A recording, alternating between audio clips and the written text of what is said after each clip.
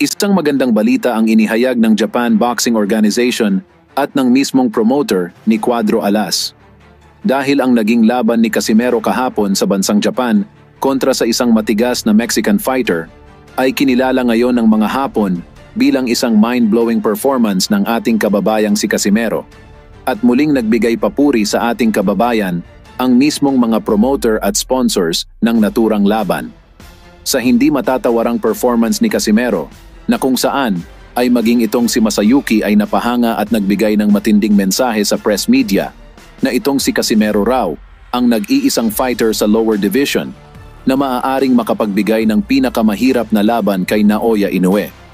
At sa pinaka-anaabangang balita ay kinumpirma na ng manager ni Naoya Inoue na si Ohashi na kanila ng official na isinama sa lineup si Casimero bilang priority opponent ni Inoue sa susunod na taon. At binigyan linaw pa nitong si Ohashi na noong nakaraang taon pa, pina-request sa kanya ni Inoue na makaharap itong si Casimero. Subalit hindi nga raw naging maganda ang resulta ng naging laban nitong si Casimero noong nakaraang taon kontra Oguni.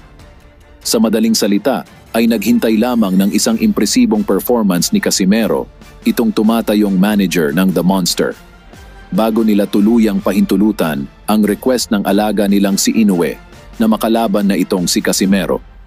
At dito nga po sa naging laban ni Alas kontra Sanchez ay sumobra pa sa expectation ang pinakitang performance level ni Casimero sa mga Japanese promoters ni Inoue, na siyang naging daan upang formal ng ihanay ngayon itong si Casimero bilang priority opponent ni Inoue pagkatapos ng nakatakdang laban nito ngayong Disyembre kontra Sam Goodman.